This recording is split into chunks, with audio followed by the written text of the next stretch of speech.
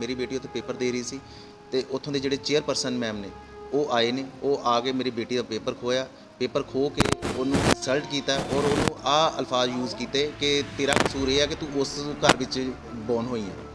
तो उस तो बाद मेरी बेटी का मैनू फोन आया, आप साड़ी उत्थे कौशल मैडम नाल ऑफिस में गल हुई, काफ़ी बहस बसाई हुई कि तुसीं मेरी बेटी नूं इदां इंसल्ट क्यों किया। तो उन्होंने कहा कि जिहड़े तुसीं 5-6 लीडर जिहड़े तुसीं अगे हो के आ काम करते पे हो, मैं तुहानूं सब नूं पर्सनली देखांगी तो कोर्ट विच देखांगी। तो आपां उन्होंने ये कह के उठ के आ गए कि आपां हुण तुसीं सानूं कोर्ट विच ही देखना। मेरे परिवार नूं भाजी इस करके टारगेट किया गया कि शायद इस करके कि आपां अगे लगे हुए पेरेंट्स एसोसीएशन के, उन्हों की आवाज़ चुकी हुई है, आपां उन्हों का मुद्दा आपां उठाया होया। नहीं देखिए, that principal is also taking classes in this case.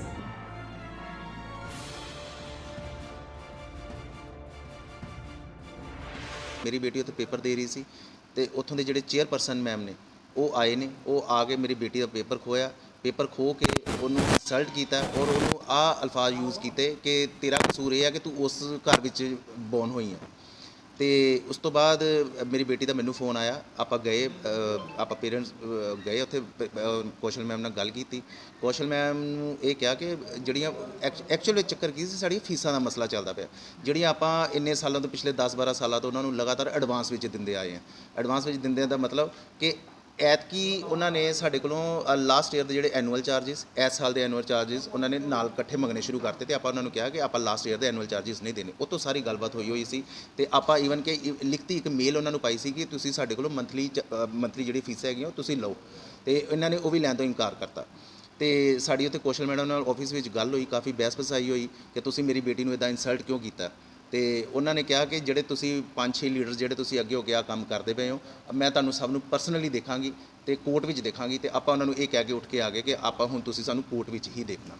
मेरे परिवार नूं भाजी इस करके टारगेट किया गया कि शायद इस करके कि आपां अगे लगे हुए पेरेंट्स एसोसीएशन के, उन्हों की आवाज़ चुकी हुई है, आपां उन्हों का मुद्दा आपां उठाया होया कि जिहड़े हर पेरेंट्स फीसां अपनियां दे सकदा, एनुअल चार्जिस दे सकदा, जिहड़े DPS विच पढ़ते पे वो अपनी फीसां दे सकते हैं, पर जिहड़ियां नजायज़ मंग करते आपां वो क्यों दईए। सिर्फ वो नजायज़ के खिलाफ आपां आवाज़ चुकी सी ते मेरी बेटी नूं टारगेट किया गया। उन्होंने स्कूल सारे कैमराज चलते हैं, पहले वो कैमराज ये चैक करवाया जाए कि ओदा फीवर किन्ने चैक किया सी, पहली चीज़। सैकेंड चीज़, अगर उन्होंने फीवर सीगा, उन्होंने क्लास बैठने की इजाज़त क्यों दी गई। अगर इजाज़त दी गई तो किसी टीचर ने क्यों नहीं, एक प्रिंसीपल कौशल मैम आते हैं जो चेयरपर्सन अपनी कार च उतरते हैं, सीधे क्लासरूम से जाते हैं, क्लासरूम भी उन्होंने CCTV चलता है, तो वो भी वो कढ़वाई जाए। वो आप खुद जाके उन्होंने वो पेपर खोया। देखो जी, साढ़े एसोसीएशन विच कोई 150-200 पेरेंट्स जिहड़े एक्टिव पेरेंट्स हैगे ने, उन्होंने आपां कहा सीगा कि तुसीं बच्चे पेपर जरूर दिओ, पर बच्चे कहंदे कि नहीं आपां मेरी बेटी दे नाल है ते आपां पेपर नहीं देना। जिवें कल सीगा बेटी का 10th क्लास का इंग्लिश का पेपर सीगा, सीगा साइंस का पेपर सीगा शायद, तो वो पेपर सीगा वो। देखिए, as for yesterday Ishika 101 temperature के साथ स्कूल में आई है। हम लोगों ने बहुत मेहनत की है इस स्कूल को कोरोना फ्री रखने में। 4-5 बार ही हमारे टेस्ट हुए हैं, रैपिड टेस्ट, और हम लोग बिल्कुल कोरोना फ्री पाए गए हैं। जब मुझे पता चला अपने राउंड में कि बच्चा 101 बुखार के साथ, और ये रिकॉर्डेड है सिक्योरिटी में, हाँ, एग्ज़ाम दे रहा है, तो मेरे मन में एक बात आई कि हम लोग कितने भी एक टीचर ने इसको आइसोलेट कर रखा था एक अलग से कमरे में, पर उसके बावजूद भी पानी दिया जा रहा था। कई ऐसे पेरेंट्स हैं जो अपने बड़े विश्वास के साथ हम अपने बच्चे हमारे पास भेजते हैं, और इस बात को हमें पूरा रखना है। देखिए, ये जो बात है ना, ये सब जुडिशियस है, कोर्ट में चल रहा है, और इसका कुछ दिनों में आने वाला फैसला है, तो मैं इसके पीछे क्यों करूं। जो बाकी बच्चे जिन्होंने फीस नहीं दिया वो तो दे रहे हैं, वो अपने एग्ज़ाम्स दे रहे हैं, इसको मैं क्यों सिंगल आउट करूं। इन्होंने तो कल ना हमारी बात सुनी, बस ज़ोर ज़ोर से चलाना शुरू कर दिया, और यहाँ पूरे मेरे ऑफिस से लेकर उधर सिक्योरिटी तक ज़ोर ज़ोर से चिल्लाते रहे। सारे के सारे वो टीचर्स भी चले आए कि क्या हो गया, ये चला कौन रहा है।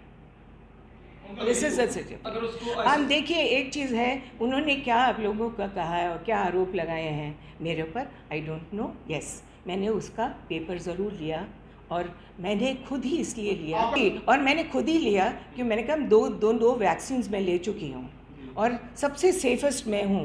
सबसे पहले उनको पता कि मैंने वैक्सीन लिया, बाकियों को मोटिवेट करने के लिए। हमारी सारी teachers, Aires, everybody is vaccinated. हम लोग नहीं चाहते कि हमारे बच्चे जो वैक्सीनेटेड नहीं हैं उनको कोई तकलीफ। एक चीज़ है, बच्ची पेपर दे रही थी और एक आया पानी लेके घूम रही थी, वो दूसरों के बच्चों को भी दे रही थी, किसी को भी छीनने की बात मैं आपको बताऊं। ऐसा है कि ये कोविड-19 का प्रोटोकॉल है कि अगर कोई स्कूल में एक बीमार बच्चे को आने देते, गलती हमारी है। तो इसके लिए मुझे एक स्टैंड लेना था। अभी तो मैं नहीं कह सकती कि मैंने क्या कहा क्या नहीं कहा, पर मैं एक चीज़ मुझे उस टाइम ये उचित लगा कि मैं पेपर ले लूँ और लड़की को, कि माँ बाप को, क्योंकि साथ में एक सर्वेंट आया हुआ था, कि इनके पेरेंट्स को समझा दो कि अरे क्या ऐसी मुश्किल है। ਤੇ ਐਨੂਅਲ ਚਾਰਜ ਦੇ ਰਿਗਾਰਡਿੰਗ ਵੀ ਆਰਡਰ ਸੀ, ਪੰਜਾਬ ਦੇ ਵਿੱਚ ਇੰਪਲੀਮੈਂਟ ਨਹੀਂ ਹੈ ਜਿਹੜੇ ਆਰਡਰ ਇਹ ਲਗਾਉਂਦੇ ਨੇ। ਅਸੀਂ ਇਹਦੇ ਰਿਗਾਰਡਿੰਗ ਨਾਲ ਗੱਲ ਕਰਨ ਦੀ ਵੀ ਕੋਸ਼ਿਸ਼ ਕੀਤੀ ਹੈ, ਮੈਨੇਜਮੈਂਟ ਨੇ ਕਦੀ ਗੱਲ ਕਰਨਾ ਚਾਹੀਏ ਹੀ ਨਹੀਂ। ਜੇ ਇੱਕ ਵਾਰੀ ਅਸੀਂ ਬੈਠੇ ਹਾਂ ਤੇ ਮਤਲਬ ਕੁਝ ਮੰਗਾਂ ਸੀ ਜਿਹੜੀਆਂ ਨਹੀਂ ਮੰਨੀ ਤੇ ਸੈਟਲਮੈਂਟ ਹੋ ਨਹੀਂ ਪਾਈ ਸਾਡੀ ਇਹਨਾਂ ਨਾਲ।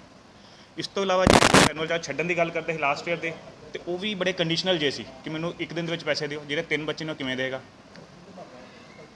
ਅਸੀਂ ਹੋਰ ਤੇ ਰਿਗਾਰਡਿੰਗ ਪਲੱਸ ਸਾਡਾ ਕਹਿੰਦਾ ਤੇ ਐਜੂਕੇਸ਼ਨ ਸੀ ਬੁੱਕਸ ਦੇ ਰਿਗਾਰਡਿੰਗ, ਬੁੱਕਸ ਸਕੂਲੋਂ ਦਿੰਦੇ ਨੇ, ਮਤਲਬ ਸਾਨੂੰ ਕਿਤੋਂ ਨਹੀਂ ਮਿਲਦੀਆਂ, ਸਕੂਲੋਂ ਹੀ ਲੈਣੀਆਂ ਪੈਂਦੀਆਂ ਨੇ ਤੇ ਬਹੁਤ ਜ਼ਿਆਦਾ ਰੇਟ 'ਤੇ ਮਿਲਦੀਆਂ ਨੇ। ਐਸੋਸੀਏਸ਼ਨ ਵੱਲੋਂ ਸ਼ਿਕਾਇਤ ਤਾਂ ਸਰ ਅਸੀਂ ਡੀ ਆਫਿਸ ਕੀਤੀ ਆ, ਡੀ ਆਫਿਸ ਤੋਂ ਬਾਅਦ ਡੀ ਸੀ ਸਰ ਨੂੰ ਸ਼ਿਕਾਇਤ ਗਈ ਹੈ, ਐਜੂਕੇਸ਼ਨ ਸੈਕਟਰੀ ਨੂੰ ਸ਼ਿਕਾਇਤਾਂ ਗਈਆਂ ਨੇ, ਈਵਨ CM ਆਫਿਸ ਤੱਕ ਸ਼ਿਕਾਇਤਾਂ ਜਾਂਦੀਆਂ ਨੇ ਇਹਨਾਂ ਦੀਆਂ। CM ਆਫਿਸ CBSE ਬੋਰਡ ਨੂੰ ਗਈਆਂ ਨੇ, HR ਮਿਨਿਸਟਰੀ ਦਿੱਲੀ ਤੱਕ ਸ਼ਿਕਾਇਤਾਂ ਗਈਆਂ ਨੇ ਇਹਨਾਂ ਦੀਆਂ।